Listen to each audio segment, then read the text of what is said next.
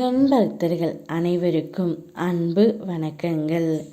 என் அன்பு குழந்தையே, உன்னுடைய துணையை உன்னிடம் இருந்து பிரித்து வைத்து சேர்த்து வாழ விடாமல் தடுப்பது இந்த ஒரு நபர் மட்டும்தான் தங்கமே. அது வேறு யாரும் இல்லை.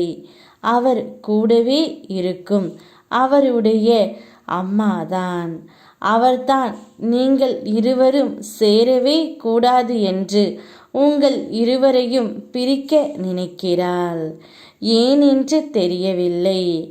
ஏதோ ஜாதகம் ஜோசியம் என்று சொல்லி உங்கள் இருவரையும் பிரித்து வைத்து உங்கள் மனதை மிகவும் மோசப்படுத்தி கொண்டு இருக்கின்றாள்.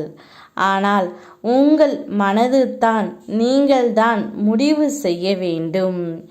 ஏனென்றால் இது உங்களுடைய வாழ்க்கை. மூன்றாவது நபர் தலையிடாமல் நீதான் பார்த்து கொள்ள வேண்டும் தங்கமே. நீயும் சரி, உன்னுடைய துணையும் சரி, அவர்கள் சொல்வதை காதில் வாங்காமல் உங்களுடைய வாழ்க்கைக்கு என்ன தேவையோ அதை மட்டும் நீங்கள் பாருங்கள். அவர்கள் பேசினால் பேசிவிட்டு போகட்டும் என்று காதில் வாங்காதே. இன்று பேசுவார்கள், நாளை போய்விடுவார்கள். ஆனால் வார்த்தை என்றும் எப்போதும் நிரந்தரம்தான். ஆனால் நான் இல்லை என்று சொல்லவில்லை தங்கமே. ஆனால் ஒன்று புரிந்து கொள். நீ இப்போது உன் துணையிடமிருந்து பிரிந்து இருப்பதால் அவதிப்படுவது நீயும் தானே. என் பிள்ளை எனக்கு சந்தோஷமாக இருக்க வேண்டும் அல்லவா? அதனால்தான் விட்டு கொடுத்து அனுசரித்து பழகு என்று கூறுகின்றேன். அவர்களுக்கு காலம் தக்க தண்டனையை கொடுத்து விடும். இல்லையென்றால் நானே கொடுத்து விடுவேன். நீ உன்னுடைய வாழ்க்கையை பார். உன்னுடைய துணையுடன் சேர்ந்து வாழ்வதை பார். அதுவே எனக்கு போதும் தங்கமே.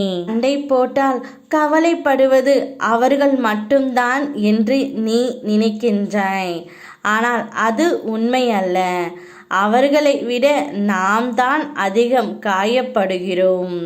அதனால் தான் சொல்கின்றேன், சண்டை போடாமல் விட்டு கொடுத்து இருப்பது ஒரு வாழ்க்கையை சந்தோஷமாக வாழ்த்தங்கமே.